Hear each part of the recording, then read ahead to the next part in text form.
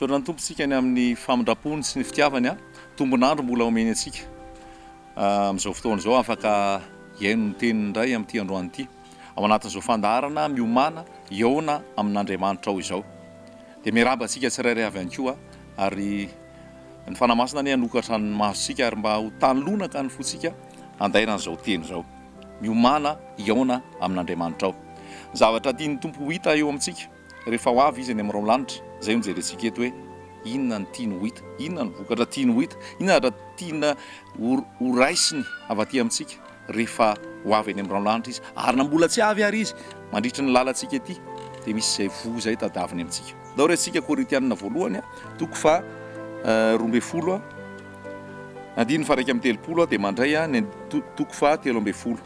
Korintianina voalohany toko fa 12 andiny faraika amin'ny telopolo dia mandray ny toko fa 13.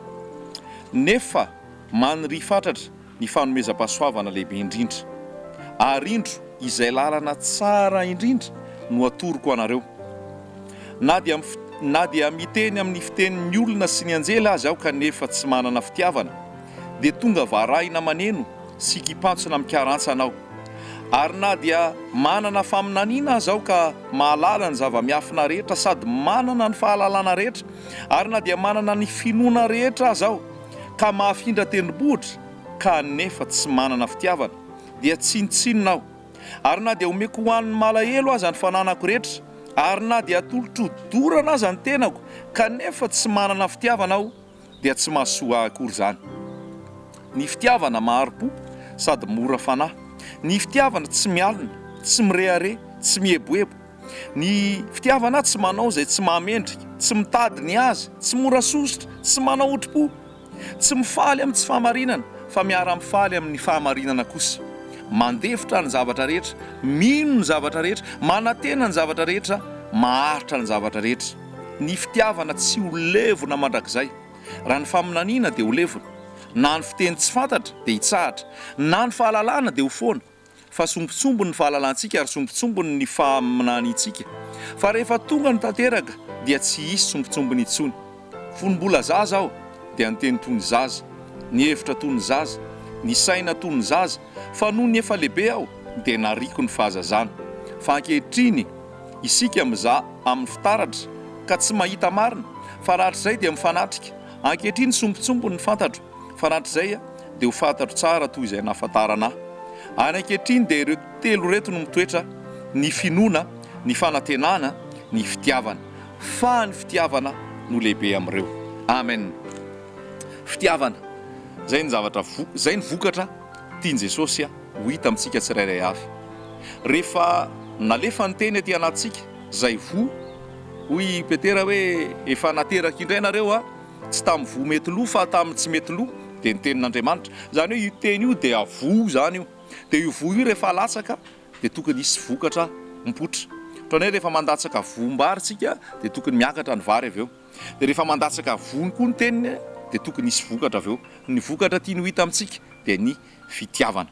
Raha mamaky tsika amin'ny Galatianina toko 5 dia mahita tsika hoe ny vokatry ny fanahy dia fitiavana. Ny vokatry ny fanahy dia fitiavana. Galatianina toko 5 andininy fa 12. Fa ny vokatry ny fanahy kosa dia fitiavana. Vokatra anankiray zany ary misy zavatra be da be ao anatin'ny vokatra io avy eo. Jerentsika fa vokatry ny fanahy dia fitiavana. Raha hitory an'izao teny izao dia tsy hoe tanteraka. Raha hitory an'izao teny izao dia tsy hoe izany lafatra, tsy hoe izany mahendritra, tsy hoe izany fanamperana, fa eo am-pandehanana miaraka amin'i Jesosy. Voasoratra any amin'ny ohabolana toko 4 le hoe ny lalan'ny marina tahaka ny fipoakandro maraina izay mihamazava mandrapitaotavona ny andro. Dia mandray an'ilay tenin'ny Paoly koa hoe tsy ataoko efa nahazo ny tenako, tsy milaza nahy fo tanteraka fa zavatra ray loha no ataoko manadiny izay lasa ary mijeriny eo anoloana ary miezaka hanatratra ny marika izay nametrahan'i Jesosy handrazazoko an'i Jesosy. Dia raha hitory an'izao teny izao araka ny lazaiko amintsika dia eo am-pandehanana ihany koa ny amin'izany hoe vokatra izany, tsy hoe tanteraka, tsy hoe lafatra, tsy hoe mahay indrindra, fa nomeny tompony teny ary amin'ny fanetretena no izarana azy koa ho zaraina amintsika ihany koa. Zavatra tsara ho fantatsika ihany koa dia izao: zay zavatra toriana dia zavatra efa iainana, ary zay zavatra efa iainana dia zavatra iainana no toriana. Zany hoe zay zavatra toriana no iainana ary zavatra iainana no toriana. Ny filazantsara an' Jesosy dia filazantsara ny fitiavana. Raha misy milaza fa zanak'Andriamanitra, raha misy milaza fa nandray an' Jesosy, raha misy milaza fa zandrin' Jesosy, raha misy milaza fa nateraka indray, dia ny votoko no hita eny aminy voalohany indrindra dia ny fitiavana. Raha resaka hoe famatorana ara-panahy no amaritana ny hoe famatorana ara-panahy sy no ijerena hoe matotra ara-panahy ny olona iray, dia izy efa mivoaka ny vony, ary le vony mivoaka dia fitiavana. Io fitiavana io misy karazany matsy ny fitiavana. Misy hoe fitiavan'ny mpiray-tam-po, fitiavan'ny mpirahalahy, hoe fitiavako ny rahalahiko, dia fitiavana madio zany, fitiavako ny rahalahiko, fitiavako ny vato, fitiavako ny zanako, fitiavako ny mpiara-miasa, dia fitiavana misy zay fitiavana zay. Ny Grika dia miteny hoe fitiavana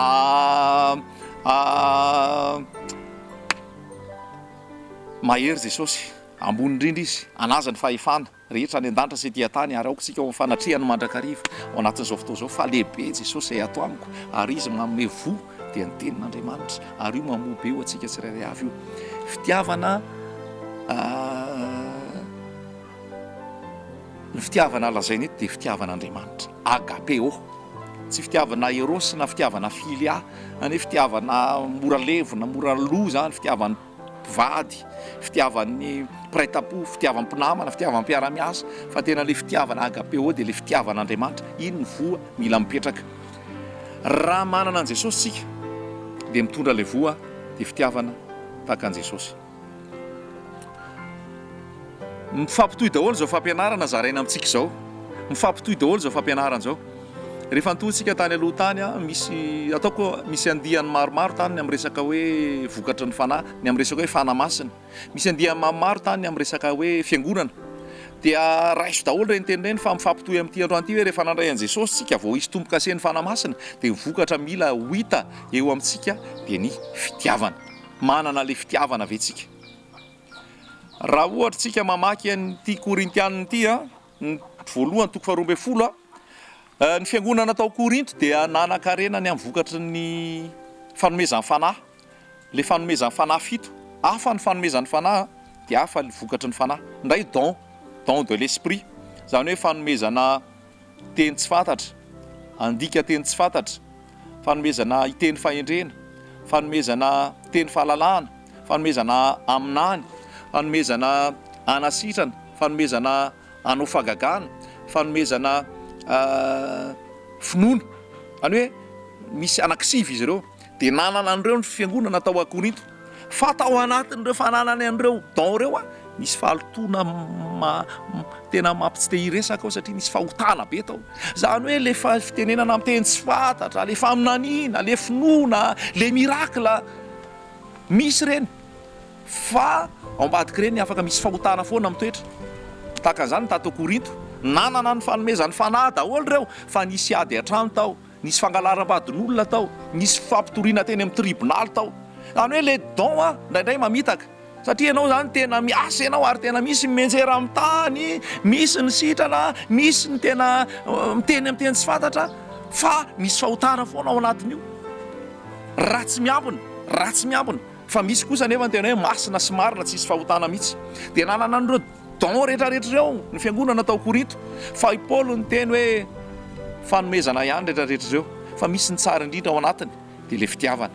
Ny teny Paolo eve hoe ianao na hiteny amin'ny fiteny tsy fantatra ary ianao na aminany ary ianao na nanafinoana mamoaka mamindra tendrombohitra any ambany any ary ianao na manana fahalalana ary ianao na nolotra ny tenanao dorana ary kanefa tsisy fitiavana ianao zava-poana daholo zany.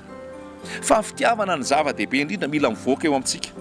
Zaho zanak'Andriamanitra, ianao zanak'Andriamanitra, nandray an' Jesosy, move mivoaka izay fitiavana izay. Fa mila fanamboarana io fitiavana io. Tsika d'origine tsika tia tena, d'origine tsika makala olona, d'origine tsika tsisy fitiavana. Dia iny d'origine iny rehefa mandray an' Jesosy mila potehana iny dia mivoaka mamoaka le fitiavana. I Mosesy mahitsika any amin'ny Nomeria any, Mosesy zay natson'Andriamanitra hanafaka ny zanak'Israely io Mosesy io nampianarina ny fomba ny Egyptianina io, ary zanaky ny andriana tao Egypta mihitsy ary Mosesy. dia nanana ny toetra ny Mosesy tao, nanana ny ataoko hoe personnalité, nanana ny fombany, ary Mosesy dia namono olona mihitsy. Satria rehefa nivoaka Mosesy na andro, rehefa mamaky tsika amin'ny Exodosy, dia nivoaka izy dia nizahazaha teny an-dalana teny, dia niady le Hébreu sy le Egyptianina, dia nivonono Mosesy le Egyptianina. Satria nahoana tsisy fitiavana atao Mosesy, fa mbola le aranofo be, mbola le voajanahary be hoe tsisy fitiavana. Dia mialohany andraisan'ny Mosesy ny ministerany nila navoaka tao Egypta, nalefa tany anefitra aloha Mosesy, 400 taona izy tany anamboarana io toetrany masika io, anamboarana io toetrany tena mamono io, anamboarana io toetrany mahery vaika io. Zany hoe nila ny folan'Andriamanitra izy, nila ny volavolan'Andriamanitra izy, nila namboarina izy, zay vao mivoaka le fitiavana. Dia rehefa mijery amin'izay tsika ao amin'ny Nomery, nisy zavatra tantara somary nampalahelo zay tao, dia nisy soratra tao amin'ny Nomery tao ho apetatsika amin'ny soratra eo ambany le izy rehefa hitatsika le vaky teny fa hoe i Mosesy ozy izy ny olona nalefaka indrindra teto tany, tsisy nalefaka oatra Mosesy teto tany. Rehefa ny folan'Andriamanitra izy, ny volavolain'Andriamanitra, le olona nasika le nahery, le tena namono, tsy afaka hitaona vahoaka ireny, tsy afaka hitaona ny zanak'Israely hiala tao Egypta iny, fa lasa manimbazimba sy mamono sy mandratra olona. Ary ianao koa mpanompon'Andriamanitra, raha hitaona vahoaka, hitaona mpino, hitaona zanak'Andriamanitra, ianao koa raha napetraka ho fanasinasy fahazavana, raha toetranao matoetranao voateraka, tsy afaka hitondra ianao ary tsy afaka hizara ianao raha tsy volavolain' Jesosy aloha mamoaka an'le fitiavana. Dia mila formena ianao, mila mitondra le fitiavana ianao. Dia hoy voasoratra hoe i Mosesy dia olona anisan'ny nalefaka indrindra teto tany, ary voasoratra hoe tsisy olona nalefaka sy feno fitiavana sy mora fanahy oatra Mosesy mihitsy teto tany. Satria nahoana ny volain'Andriamanitra izy, namboarin'Andriamanitra izy, dia namokatra n'le fitiavana izy. Lasa nanam-pahareta ny Mosesy, lasa nifona ary Mosesy hoe mifona ho amin'ireo zanak'Israely maditra ireo, fa aleo zany no tsy voasoratra any am-bokinao, tsy zay ireo no tsy voasoratra. Any hitanao hoe lasa fitiavana mamme mihitsy zany, dia vokatra mila hita eo amintsika zany. Nisy fotoana i Jesosy andalo ny tanàna Samaritana, dia nilaviny zareo hoe tsy mahazo miditra aty ianao. Dia avy avandry Jona sy Jakoba hoe ahoana, tianao ve no andratsahana afo amin'io tanàna io? Dia hoy Jesosy hoe zany fihevitrareo zany fihevitr'olombelona, tsy fantatrareo ny andehanako fa famindram-pony fitiavana ne.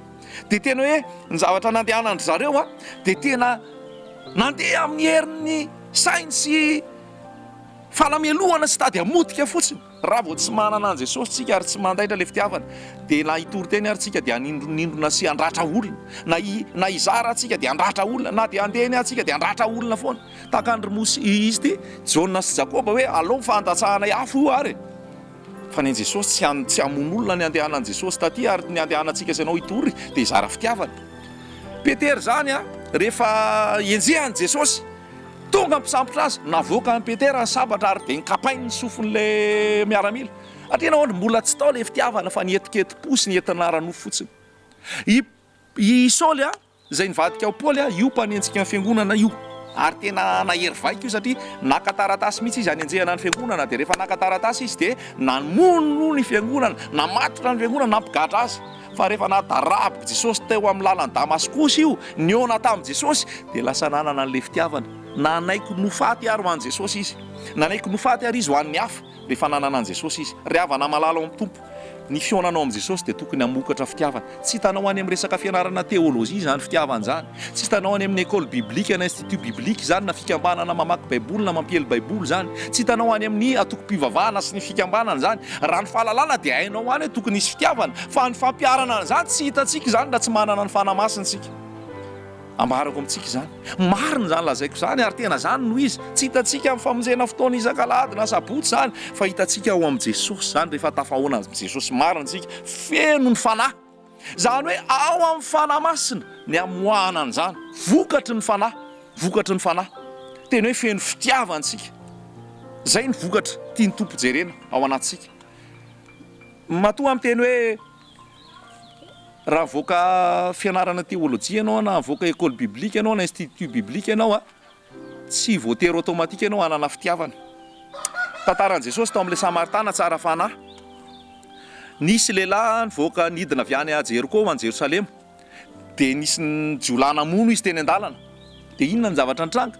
Tonga ny pisorona lalovany fotsiny pisorony zany mahay an'ity Torah ty mahay an'ity baiboly ty fa lalovany fotsiny tonga ny levita iza koa ny levita mety azo lazainy zany hoe pastera mpaminany ny lehilahin'Andriamanitra sy ny sisa fa tonga de nandalo teo de ny lalovany fotsiny satria nahoana le fitiavana tsy ao anatiny raha fahalalana ratsaina de hainy raha verset biblika de hainy raha teny be da be Genesis ka hatramin'ny Apokalipsy de hainy fa fahalalana tsy mitondra ninninona fa mampieboebo izy fa ny fampiarana tsy hay raha tsy ao anatin'ny fanamasina raha tsy ao ny fanamasina tsy vita ny manana fitiavana tsy vita ny mamokatra fitiavana de iza namo fitiavana de samaritana tsara fanahy io tsy levita io tsy pisorona io tsy mpitondra fivavahany fa samaritana tsara fanahy zay nikarakara azy endriky Jesosy iny hoe nanome fitiavany Jesosy ianao koa atsony Jesosy mbola samaritana tsara fanahy izara fitiavana ny olona nge maratra daholy raha mihaino anao radio am'izao ny hira enona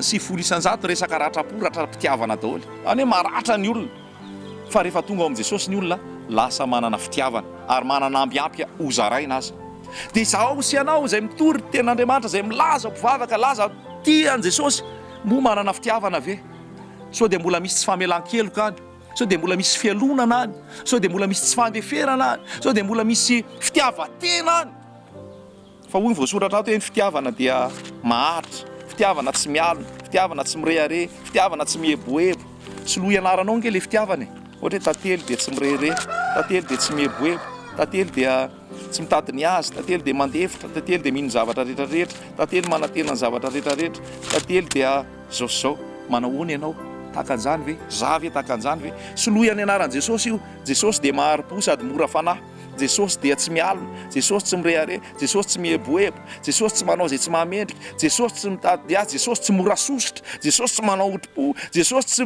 tsy mifaly amin'ny tsy fahamarinana Jesosy miara-mifaly amin'ny fahamarinana Jesosy mandefitra zany toetran'i Jesosy ka raha izao sy anao Jesosy kely mandehandeha tokony hamoaka an'izany ihany koa fa zao mba tonga ny voavoaka aloha de mila manana ny herin'ny azo fijaliana ianao hoe maty teo amin'ny azo fijaliana ianao de rehefa maty teo amin'ny azo fijaliana ianao a le fitiavantenanao maty teo le lolom-poanao maty teo le tsy famelan-keloka maty teo le fitiavatena maty teo le firiariana maty teo le tsy fandeferana maty teo zany hoe rehefa ao am' Jesosy de misy transformation fiovana tanteraka zay tsy voaova ny psikolojia tsy voaova ny resaka teolojia tsy voaova ny resaka fahalalany saina fa voaova ny Jesosy rehefa miditra ao aminy ianao manana ny fanamasina ianao le kizitina iny a fa olanao anao de manana an Jesosy manana fanamasina lasa tsy kizitina tsony ianao le masika rehefa manana fanamasina lasa feno fitiavana ianao le tsy mahay mandefitra rehefa manana fanamasina de feno fandeferana ianao le tsy mieritreritra afa tsy ny anao rehefa manana fanamasina de mieritreritra ny hafa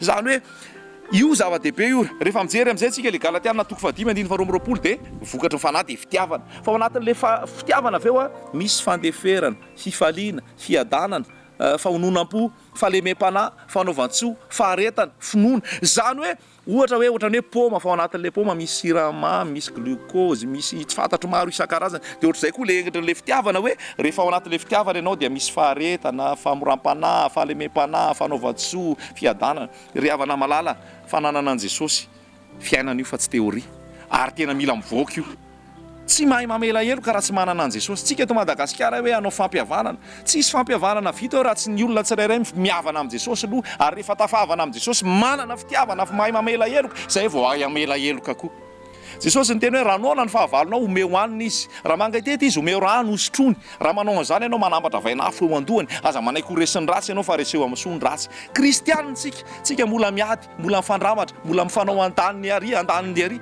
inona maha kristianina antsika raha izany inona maha zanak'Andriamanitra antsika raha izany raha mbola hiady sy fandramana ohatr' izany fa mila manana fitiavana antsika dia ay amela eloka aveo zany hoe ry havana malala malagasy rehetrarehetra hatrany ampitondra fivavahana hatrany ampitondra firenena hatrany atapindohany ka hatraty ampaladia kely aty mila manana an Jesosy tsika zay vao afaka miavana fa raha tsy raha hiavana tsika an Jesosy sarisary-pihavana zany tsy miady fa ankibay akelika ihany fa io fibebahana fao be eto Madagasikara mila atao miodina amin'ny fahotana manatona an Jesosy mandray ny famelan-keloka mandray ny fitiavana dia afaka hitiny hafa aveo fa raha tsisy an Jesosy io zava-poana tsy tafavoaka io lazaiko amintsika izany fa rehefa manana an Jesosy zay hoe ny rano teo amin'ny azy fijaliana nanaovany fampihavanana ho amin'ny olona amin'Andriamanitra aloha dia avy eo amin'ny olona samy olona, zany hoe za mihavana amin'Andriamanitra dia avy eo mahay mamela heloka, na tsy ova ary olona io avelako ny helony, raha tsy ova ary olona io za ho tia azy, raha tsy ova ary olona io za andefitra rehefa manana an Jesosy. Fa tsy vita zany raha vao fisainan'olombelona sy resaka fahalalan'ny saina, fa tianao Jesosy ary raha ho avy Jesosy olona manana fitiavana ny tiany akarina ary matoa izy mitaky an'io possible io rehefa manana ny fanamasina ianao. Fa avy ianao ny fanamasina hiasa dia ho hitanao miracle fa miova ianao feno fitiavana, tsy resaka vola be sy fananana sy hareniny tany miracle, fa ianao lasa tsy nanana fitiavana, lasa manana fitiavana dia Jesosy zany entinao mandehandeha naiza naiza. Halleloia, ho azy ihany ny voninahitra. Amen.